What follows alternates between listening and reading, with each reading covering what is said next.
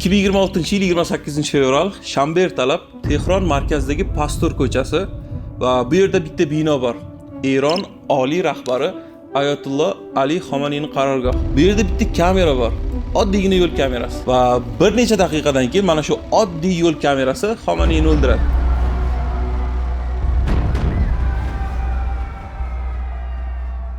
Salom, men Saud va bugun men sizlarga so'nggi 16 yilni eng aqlli kiber hujumini aytib beraman. Bu hujum 16 yil davom etdi va bu hujum yuzlab muhandislarning ishtirokini talab qildi. Va bu hujumning eng muhim qismi texnologiya. Hech kim ko'rmaydigan joyda edi. Sizlarning shahringlardagi yo'l kameralarida. Tasavvur qilinglar, sizlar Xomaniyning shaxsiy tansoqchisizlar va sizlarga ishonadi. Sizlar uning yonida 20 yildan beri ishlaysizlar. Va bugun shanba soat 9 dan o'tdi. Xomaniy mehmon kutyapti. Eng yuqori darajadagi rahbarlar yig'ilishi kerak. Mudofaa vaziri, muhofizlar korpusi qo'mondoni va bosh shtab boshlig'i. Yig'ilish boshlanadi. Sizlar qarorgohning tashqarisida o'tiribsizlar.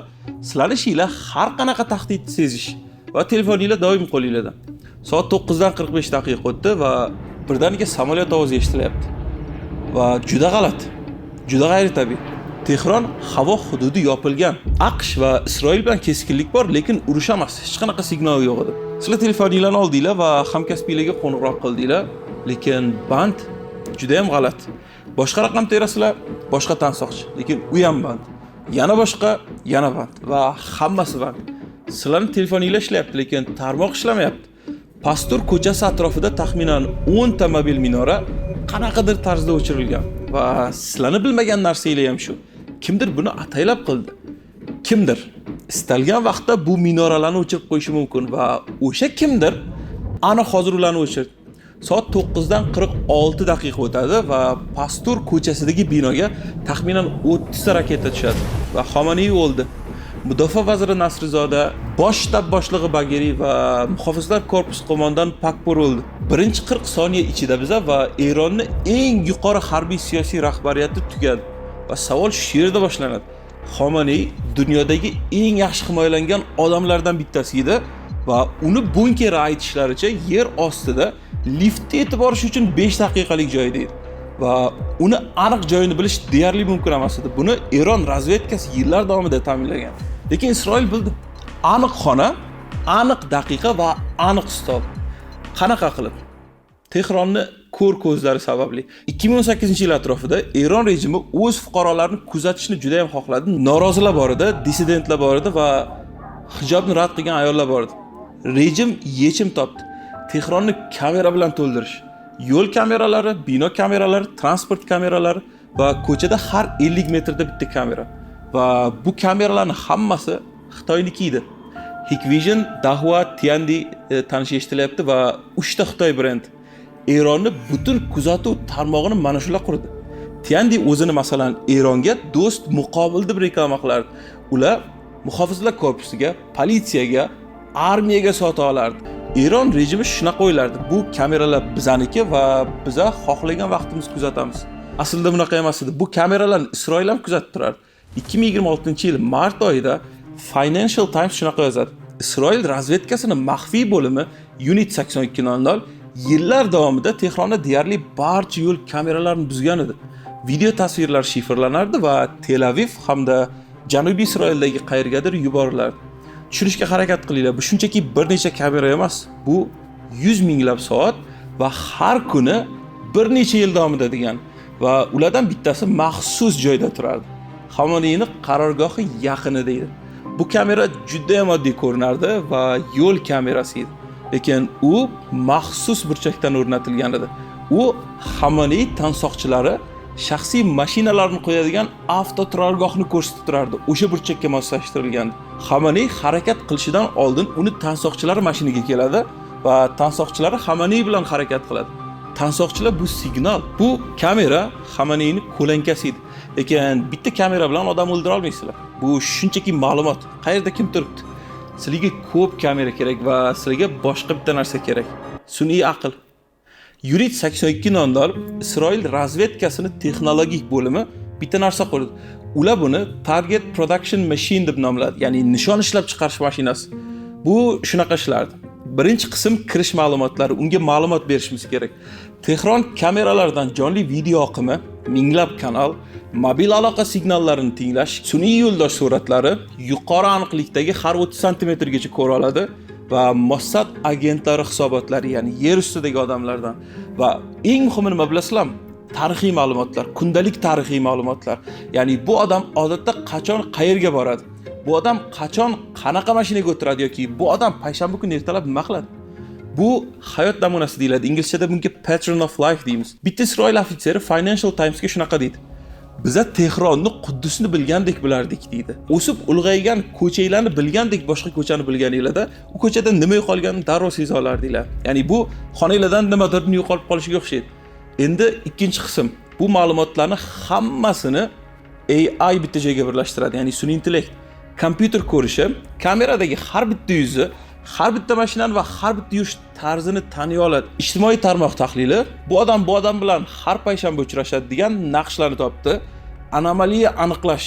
Bu odam hech qachon shu vaqtda shu yerda bo'lmagan. Demak, nimadir o'zgardi deb signal bera oldi va eng oxirida 3-qism, ya'ni chiqish. Mashina bitta narsa ishlab chiqaradi. Bittagina narsa. 14 ta raqam. Bu raqamlar koordinata, lekin oddiy GPS koordinatasi emas. Juda aniq. 14 ta raqam bu sizlarning xonanglardagi aniq joyinglar. Ya'ni sizlarning o'rninglar, sizlarning stulinglar santimetr darajasida. Xomaney yig'ilish xonasiga kirdi, stol atrofiga o'tirdi va AI mashinasi 14 tagina raqam ishlab chiqardi. Va 14 ta raqam Isroil reaktiv samolyotiga jo'natildi. Soat 9 dan 45 daqiqa o'tdi. Soat 9 dan 46 daqiqa o'tdi. Xomaney o'ldi. Va birinchi marta tarixda bitta davlat boshlig'i AI mashinasi tomonidan ishlab chiqarilgan koordinata bilan boshqa davlatdan turib o'ldirildi.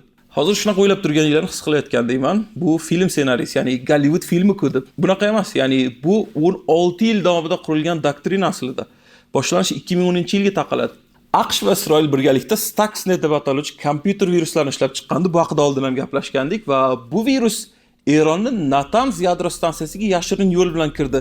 Gollandiyalik inson orqali aslida va yadro sentrifugalarini ishdan chiqardi. Va hech qanaqa bomba, hech qanaqa raketa, faqatgina fleshkadagi kod va 1000 ta sentrifuga ishdan chiqdi. 30%. Bu tarixdagi birinchi marta kompyuter kodi fizik dunyodagi halokat keltirib chiqarish edi. Ya'ni kod tashqariga chiqqan edi. Keyin 2021-yil Isroil bilan bog'liq guruh Predatory Sparrow Eron temir yo'l tarmog'ini buzib kirdi. Poyezdlar to'xtab qolganda stansiya doskasida esa shunaqa narsa edi. Xomaneyni o'z shaxsiy kabinetini telefon raqami, ya'ni istagan inson telefon qilishi mumkin. 2022-yil xuddi shu guruh Eron po'lat zavodiga kirdi. Mashinalar nazoratdan chiqdi va eritilgan po'lat zavod ichida to'kilgandi va guruh qaytib hujum qilingan tasvirlarni ham o'zlari nashr qilgandi. 2023-yil esa Eron yoqilg'i quyish shoxobchalari 70% nasoslab o'chdi. 2024-yil sentyabr. Endi mana bu narsani eslashinglar kerak. Livan Hizbulloh jangchilari pager ishlatardi. Bu eski telefon kabi qurilma va ular pager ishlatardi chunki xavfsiz deb o'ylashardi. Chunki telefonlar tinglanadi deb o'ylashardi. Aslida telefon bilan o'rtasida ko'p farq yo'q. Va bir kuni barcha pagerlar bir vaqtda o'zida portladi. Isroil soxta kompaniyalar yaratdi. Mana shu ishni qilish uchun bu kompaniyalar pager sotardi. Va har bitta pager ichida 6 gram portlovchi modda yashirilgan edi. Va Livan sog'liqni saqlash vazirligi shunaqa dedi, 12 kishi halok bo'ldi pager hujumida, 2750 kishi yaralandi. Keyingi kun ham radio aloqalar portladi va yana 30 kishi o'ldi. Bu ta'minot zanjiri hujumi, oddiy hujum emas, texnologiya, qurol emas. 2024-yilning iyulida Hamas yetakchisi Haniya Tehrondagi mehmonxonada o'ldirildi. Uni yotoq xonasiga 2 oy oldin yashirin bomba o'rnatilgan edi. 2 oy bombani ustida uxlagan edi. Nasrullah Bayrutdagi bunkerda o'ldirildi. 83 ta bunker bostirib bomba bilan. Lekin oldin Mossad agentlari maxsus signal qurilmalari o'rnatishgan edi. Va 2026-yil fevralda Xomaney endi men sizlardan bitta narsa so'rayman. Bu hikoyani menga nima daxli bor? Bu mendan minglab kilometr uzoqlikda. Lekin 2019-yil noyabrda Amerika nashri Foreign Policy shunaqa yozadi. Huawei O'zbekiston bilan $1 milliard shartnoma tuzdi. Ya'ni 883 ta kamera Toshkentda o'rnatildi. 1 milliard dollar va bu birinchi qadam edi. 2025-yil dekabrda Amerika texnologiya jurnali TechCrunch shunaqa yozgan deysizlarda bo'lsa, O'zbekistonning milliy raqam tanish kuzatuv tizimi internetda parolsiz ochiq edi. Aslida bunaqa emas edi. Test rejimidagi kameralar chiqqani va hokazo haqida keyinchalik tafsilotlar berildi. Va bu Max Vision degan Xitoy kompaniyasi tomonidan qurilgan edi. Kameralarda Holowitz degan boshqa Xitoy kompaniyasining logosi bor edi. Toshkent, Jizzax, Qarshi, Namangan. Va o'sha researcher tadqiqotchi bir necha soniya ichida bitta haydovchini 6 oylik harakatini qayta tiklay oldi. Ya'ni Chirchiqdan Toshkentga, Toshkentdan Eshonguzarga har kuni, har soatda qayerda to'xtagan, qayerda yoqilib qo'ygan. Hech kim bu odamning roziligini so'ramagan. Hech kim bu ma'lumotlarning qayerga ketishini bilmagan. 2026-yil yanvarida ID.Gov.uz orqali ma'lumotlar oqdi va raqamli texnologiyalar vaziri 60 ming yozuv ochilganini tasdiqladi.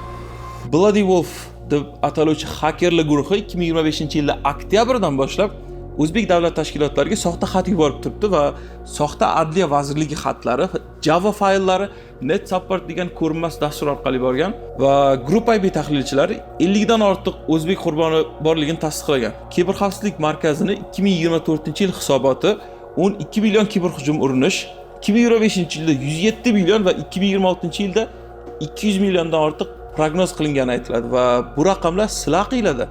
Sizlarning telefoninglar, sizlarning bank kartanglar, sizlarning xizmat ko'rsatuvchi davlat tashkilotinglar. Va bu yerda savol o'zgaradi. Endi savol Tehronda nima bo'ldi emas. Endi savol bu siz bilan ham bo'lishi mumkinmi? Va bundan chiqaradigan 5 ta darsimiz bor. 1. Tarmoq segmentatsiyasi. Tehron kameralari nima uchun buzildi? Chunki ular bitta tarmoqda edi. Ya'ni chet eldan buzib kiruvchilar bilan bitta tarmoqda. Bitta kamera buzilgach, boshqa minglab orqasidan keladi va yechim oddiy edi. Kameralar alohida tarmoqda turish kerak edi va faqatgina kuzatuv markazigagina ma'lumot jo'natish kerak edi. 2. Parol gigiyenasi. Hozir men sizlarga shunaqa narsa deya olaman. Internetda 100 ming talab kamera bor, ochiq va ularning ochiqligini sababi paroli admin yoki 12345 yoki root bo'lgani uchun. Sizlarning uylardagi kameraning paroli ham zavoddan kelgan parol bo'lishi mumkin. Agar shunaqa bo'lsa, almashtiringlar hozirroq. 3. Dasturiy yangilanish. Kameralar bu kichik kompyuterlar va ularni yangilashinglar kerak. Lekin hech kim bu ishni qilmaydi. Tehronda balki Isroil 2017-yildagi Hikvision zaifligini foydalangan bo'lishi mumkin. 2017-yil 8 yil oldin yangilanish chiqqan edi, lekin hech kim o'rnatmagan. Hech kimning vaqti yo'q. 4. Egress monitoring, ya'ni sizlarning qurilmanglar qayerga ma'lumot yuborayotganini ko'rish. Tehron kameralari Isroildagi serverlarga ma'lumot yuborardi yillar davomida. Buni hech kim sezmagan. Sezish mumkin edi, faqatgina qarash kerak edi. 5. Zero trust deyiladi inglizchada, ya'ni nol ishonch. Hech qaysi qurilmaga avtomatik ishonma. Sizlarning uylardagi smart televizorlarga ishonmaslik kerak, sizlarning ofisinglardagi kameraga ishonmaslik kerak va sizlarning shahringlardagi yo'l kameralariga ishonmaslik kerak. Har kuni ulanishni tekshirishinglar kerak. Qayoqqa ma'lumot ketayotgani bilinishi kerak. Va shunaqa qilib biz boshlagan joyga qaytamiz. Yo'l kamerasi. U Tehronda, u Toshkentda va yoki Jizzaxda yoki Qarshida yoki Namanganda. Sizlarni ko'rib turibdi. Savol, yana kim ko'rib turibdi? Bu savolga javob izlasanglar, HUD Training Centerga kelishinglarni tavsiya qilaman. O'zbekistondagi eng katta kiberxavfsizlik community bizda va pastdagi linkdan ro'yxatdan o'tishinglar mumkin yoki shunchaki qo'ng'iroq qilib ma'lumot olishinglar mumkin. Sizlarning shahringlardagi kameralar kimnidir nishonida emasligini ta'minlash bu sizlarning ishinglar va biz sizlarga buni qanaqa qilib qilishni o'rgatishimiz mumkin.